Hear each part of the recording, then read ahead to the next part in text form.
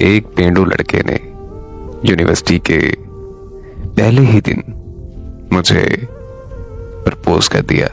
मुझे उस पर शदीद किस्म का गुस्सा आया और मैंने उससे गुस्से में आकर जोरदार थप्पड़ दे मारा। मेरा वो थप्पड़ यूनिवर्सिटी में इतना मशहूर हो गया कि मुझे दोबारा प्रपोज करने की किसी ने हिम्मत तक भी नहीं की। वो पेंडू लड़का तो मुझे देखकर अपना रास्ता ही बदल लेता था। यूनिवर्सिटी में 1 साल गुजारने के बाद मुझे एक लड़के से बेहद मोहब्बत हो गई। वो लड़का बेहद खूबसूरत और बहुत मॉडर्न था। एक दिन मैंने बहुत ज्यादा हिम्मत जुटाकर उसे प्रपोज कर दिया और इसी तरह मेरी पहली मोहब्बत का आगाज हुआ। उसके हाँ करने पर मेरी जिंदगी झूम उठी। हम सारा दिन यूनिवर्सिटी में साथ वक्त गुजारा करते थे। हम हफ्ते में 1-2 दफा बाहर खाने पर भी जाने लगे। हमारी जिंदगी बहुत ज्यादा खूबसूरत चल रही थी कि अचानक मेरी जिंदगी में एक ऐसा तूफान आया कि मैंने अपने हाथ की नस काट ली। नस काटने के 2 दिन बाद मुझे होश आया तो पता चला कि मैं एक हॉस्पिटल में दाखिल थी, जहां मेरे पास ना तो मेरी फैमिली थी और ना ही मेरा कोई अपना दोस्त। अगर कोई उस वक्त मेरे पास बैठा था तो सिर्फ और सिर्फ वही पेंडू लड़का जिसको मैंने पूरी यूनिवर्सिटी के सामने थप्पड़ मारा था।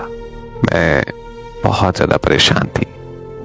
मैं सोचने समझने की सलाहियत खो चुकी थी। उसने मेरा हाथ पकड़ा और मुझे तसल्ली दी कि तुम टेंशन मत लो, तुम देखना इंशाअल्लाह एक दिन सब कुछ ठीक हो जाएगा।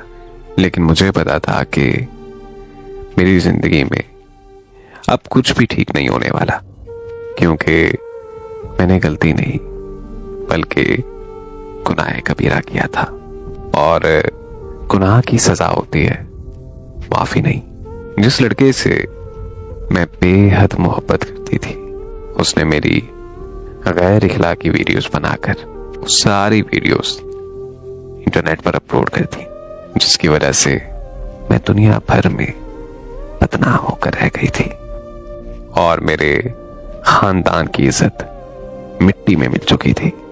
इसलिए मैंने अपने हाथ की नस काट ली थी, क्योंकि मैं जिंदा नहीं रहना चाहती थी, क्योंकि मेरा जिंदा रहना मुझे ज्यादा तकलीफ दे रहा था। लेकिन किस्मत को कुछ और ही मंजूर था। सब जानकर भी अनजान बन गया वो शख्स जो मुझे पेंडू लगता था। उसने मेरा हाथ थामा और मुझसे कहा कि एक दिन सब ठीक हो जाएगा। तब शायद वो मेरे लिए एक छोटा दिलासा था, लेकिन आज सच में मेरी जिंदगी में सब कुछ ठीक हो गया। मेरे माँ बाप आज 2 साल बाद मुझे मिलने आए। मैं आज बहुत ज्यादा खुश हूं कि मेरी जिंदगी में सब कुछ ठीक हो रहा है और ये सब उसी पेंडू लड़के की बदौलत है, जो कि आज वो मेरा शौहर भी है।